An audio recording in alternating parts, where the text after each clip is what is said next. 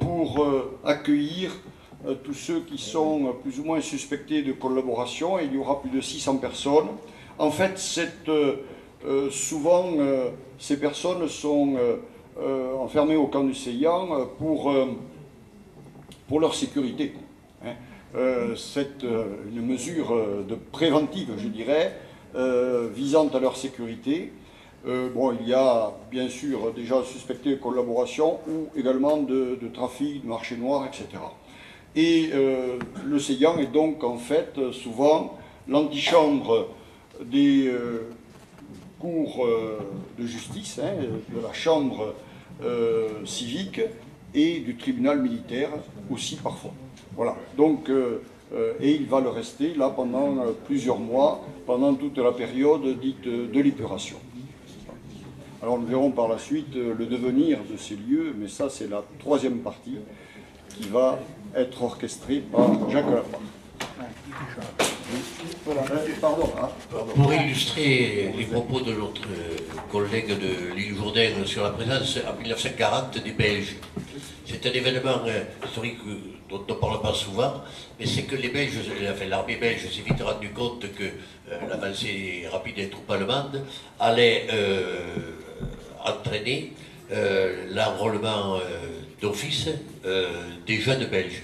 Ce qui fait que la présence en 40 des Belges, ce sont, enfin je l'ai trouvé dans le document, ce sont des officiers belges qui encadraient des jeunes de 17 à 19 ans pour les soustraire à l'embrigadement, enfin, pour éviter d'en faire des malgré nous. Voilà, donc c'est un événement historique qui est assez intéressant, et c'est pour ça que, alors ces jeunes sont éparpillés ensuite dans la nature lorsqu'ils ont pu avoir des points de chute, ou ont été rapatriés. Par contre, les soldats, eux, les événements s'étant déroulés, sont restés et sont sans doute allés se regrouper sur l'île Jourdain. Voilà. Ils avaient débarqué à Gimont d'ailleurs, enfin à la gare de Gimont, et de Gimont, mais on les avait envoyés un peu partout pour les loger et les faire manger d'ailleurs. Voilà, merci Jacques. Donc on va aborder la troisième partie, le devenir de ces camps. Voilà, alors le devenir de ces camps, et le président me dit qu'il ne reste plus que 10 minutes, alors je vais être intraitable et vous demander d'être bref. Alors, mon voisin, je le sais déjà, vous nous l'avez dit, les haras de Tarbes. Ça, ce sera occupé par les haras de Tarbes. En partie. En partie, et puis à la libération, il n'y avait pas de matériaux, donc ils ont été vendus aux communes des environs pour faire des salles des fêtes. Alors, celles que je connais sont Bavonnette, de Haras, Saint-Antolin et Mauvezin pour construire une cantine à l'école primaire. Cantine qui servait encore en 1965 pour le primaire et pour le collège. Et puis quand je dis 67, c'est peut-être 68. Voilà, et c'est aujourd'hui l'emplacement du collège. Oui, voilà, c'était l'emplacement du collège. Alors, on va faire le tour. Alors, Gimont, Jacques, qu'est-ce que ça devient après 46? Est-ce qu'il y a un micro qui se promène? Où il est? Allez, Gimont. Alors, très rapidement, Gimont, les baraquements de la cité, j'ai omis de dire tout à l'heure que le lieu-dit s'appelait La Garrière. Mais je tiens à préciser qu'il faut être très prudent quand on examine ces lieux-là, parce qu'à Gimont, il reste un transformateur et deux préfabriqués qui n'ont rien à voir avec les baraquements qui étaient là. Et beaucoup de gens, même des voisins, m'ont dit oui, les baraquements sont encore là. Tout ce que je sais, c'est qu'il y a eu des soldats qui l'ont occupé à la Libération, mais ponctuellement. C'est d'ailleurs les propriétaires qui étaient à côté du lieu qui l'ont précisé. Voilà. Et après ça a été démoli. En tout cas, à la mi-42, officiellement, on a demandé de fermer ce camp de Gimont. Mais les baraquements sont restés, et je te dis, épisodiquement, ça a servi à la Libération pour des soldats, et même certains m'ont dit pour mettre également des gens qui étaient soupçonnés de collaboration, mais très très ponctuellement. D'accord. À côté, puisque c'est à côté, Monsieur Serre, Marciac. Alors Marciac, tout d'abord, le théâtre municipal de Marciac était aussi salle municipale en dessous du clocher des Augustins, là. a brûlé le 30 mars 1944. Donc à partir de ce moment-là, les baraquements ont servi comme salle municipale, salle de bal bien sûr. Puis après la guerre, alors, l'un des baraquements a servi à stocker du blé jusqu'à ce que les murs s'écroulent parce qu'on en avait mis de trop. Actuellement, donc, 2 baraques ont été rasées pour la caserne des sapeurs-pompiers qui est toujours en place. Il reste 2 baraquements absolument occupés, qui ont été rénovés bien sûr. L'un est pour moitié le foyer des personnes âgées, 3e âge. L'autre moitié est conférence, salle de conférence. Et le second est occupé par le centre de loisirs des jeunes enfants et de la communauté des communes. Voilà. D'accord. Monsieur Lartigue, risque à côté. Risque à côté, quand le pont de Risque l'a sauté là en 1944, ce pont a sauté par la résistance, les ponts et chaussées ont pris un baraquement, ils l'ont démonté, ils l'ont remonté auprès du pont pour y mettre tout le matériel. Ce baraquement sera remonté une seconde fois sur le terrain du pont et chaussées et une 4e fois sur la gravière de Saint-Cry. Bon, voilà pour les baraquements. Les autres baraquements ont été achetés par Nogaro. Nogaro, 5 baraquements, 5 ou 6. Ils ont été démontés, ils ont servi pour les premiers bâtiments qui ont servi à faire le lycée. Bon, le terrain est redevenu après normal, c'est-à-dire on y a fait du maïs pendant 10 ans, et en 68, ce terrain a servi à faire la maison de retraite de Belladou de Risque. D'accord. Voilà. Devant Madame Laborie pour Cologne. Bon, à Cologne, bon, le baraquement avait servi à accueillir tout un village mosellan de 132 habitants.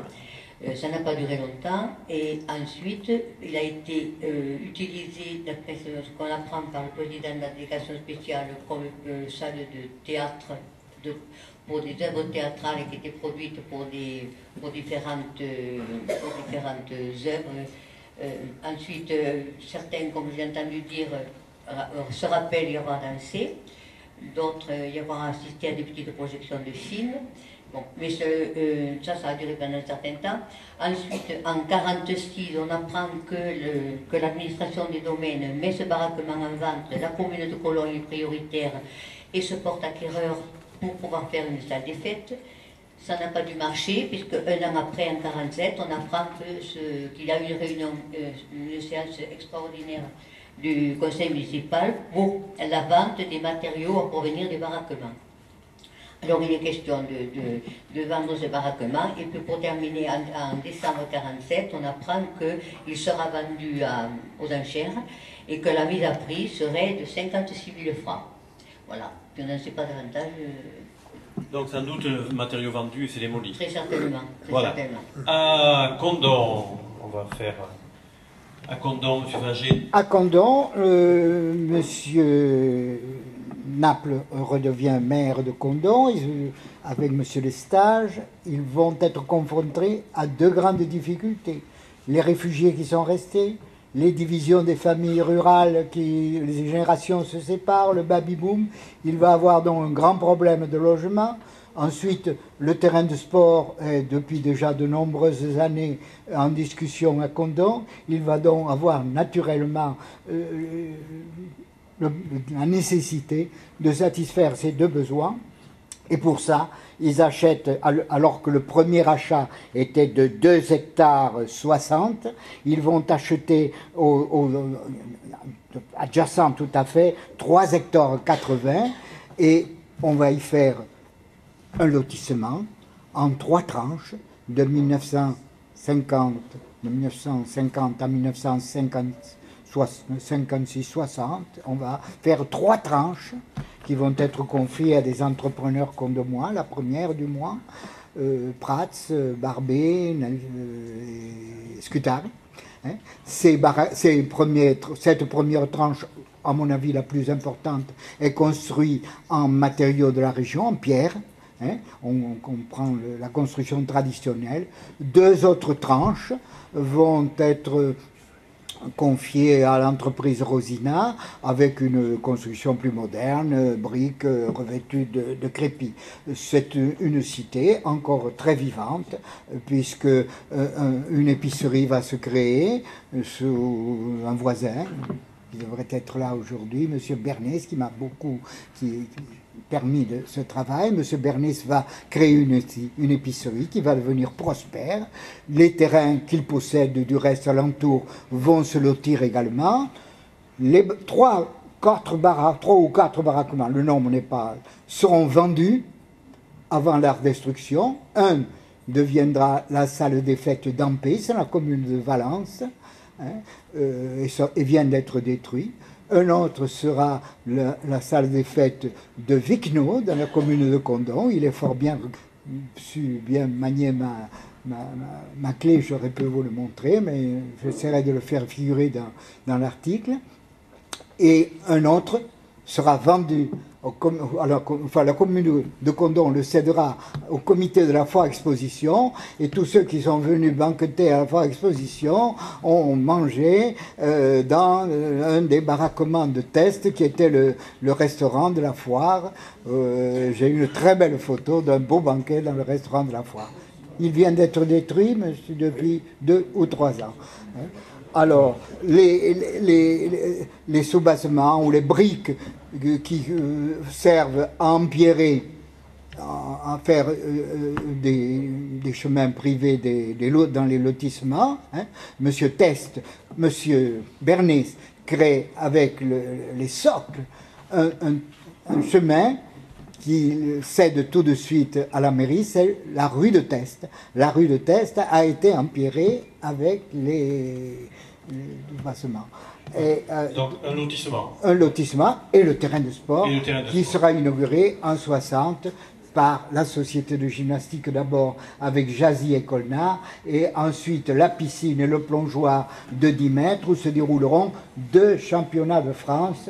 Voilà ce que vous donne le terrain de Condon aujourd'hui. L'île Jourdain. Est-ce que tu peux reprendre très vite le diaporama? Très vite, Francis. Très vite. Peux-tu aller vite? Tu descends avec l'ascenseur et tu vas voir. Voilà, tu passes. Donc voilà, les photos que nous avons vues, vas-y. Les baraquements qui restent aujourd'hui continuent. Qui servent à quoi aujourd'hui? Alors, je vais vous le dire, mais on va aller juste un peu plus loin, encore. Alors, non, pardon, reviens juste en arrière. En 1948, photo aérienne là.